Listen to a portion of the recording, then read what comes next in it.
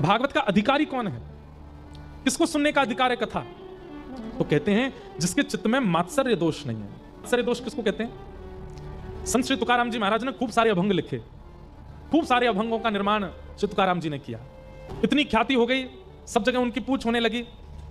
तो एक बार एक रामेश्वर भट्ट नाम के एक पंडित जी थे, उनको बड़ी ईर्ष्या हो गई, क्योंकि श्री तुकाराम जी महाराज कोई श्रेष्ठ कुलीन परिवार में जन्म नहीं हुआ था उनका। वो भले ही देह से नहीं हुए, लेकिन हृदय से, अपनी बुद्धि से, अपने विचारों से, अपने स्वभाव से बड़े बड़े ब्राह्मण भी उनके आगे हाथ जोड़ते थे। बड़ी ईर्ष्या हो गई कि हम लोग इतना वेद अध्ययन करते हैं, हम लोग इतना ज्ञान लेकर के बैठे हैं, हम लोग शास्त्रों को जानने वाले, समझने वाले, हम लोग शास्त्र सम्मत नियमों का पालन करने वाले, और ये सामान्य सी मराठी भाषा में अभंग लिखता है और इसकी इतनी ख्याति हो रही है कि छत्रपति शिवाजी इसको प्रणाम करते हैं। तो एक दिन वो रामेश्वर पंडित जी गए और श्री तुकाराम जी से बोले, मुझसे शास्त्रार्थ करो। तुकाराम जी तो हाथ जोड़ के बोले, शास्त्रार्थ करो, नहीं तो समाज के आगे तुम्हारी पराजय स्वीकार करो। तो तुकाराम जी बोले, मैं स्वीकार कर लेता हूं, बिना शास्त्रार्थ की स्वीकार कर लेता हूं कि मैं हार गया। अब उन्होंने जैसी हार स्वीकार करी तो जितने लोग वहां बैठे थे वो तुकाराम जी की और जय जयकार करने लगे। जय हो, क्या सरल स्वभाव, कितना मधुर स्वभाव, बताइए, इन्होंने बिना शास्त्रार्थ की अपनी पराजय स्वीकार कर ली। लेकिन रामेश्वर पंडित जी को क्रोध आया, बोले कि ऐसे काम नहीं चलेगा, कुछ ऐसा करना पड़े, क्या करें? तो उन्होंने जो ग्रंथ लिखते थे, अपनी स्याही से जो तुकाराम जी अभंग लिखते थे, अभंगों का ग्रंथ उठाया और ले जाकर के एक नदी में फेंक दिया।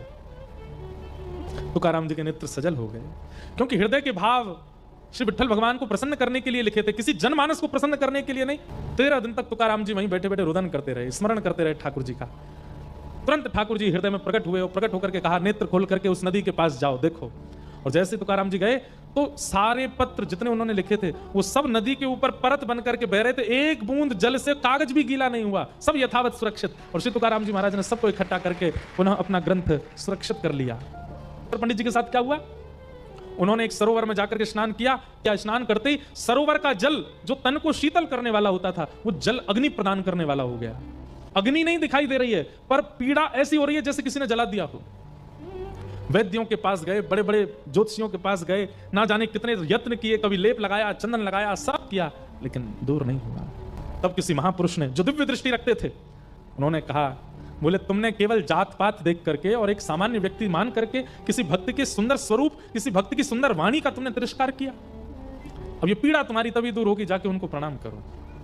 रामेश्वर जी आए, आकर के श्री तुकाराम जी को जब वंदन किया, प्रणाम किया, तुकाराम जी ने हृदय से लगाया, तुकाराम जी के हृदय से लग गई, उनकी सारी पीड़ा समाप्त हो गई। भागवत का अधिकारी जिसके चित्त में मात्सर्य दोष, ईर्ष्या नहीं है,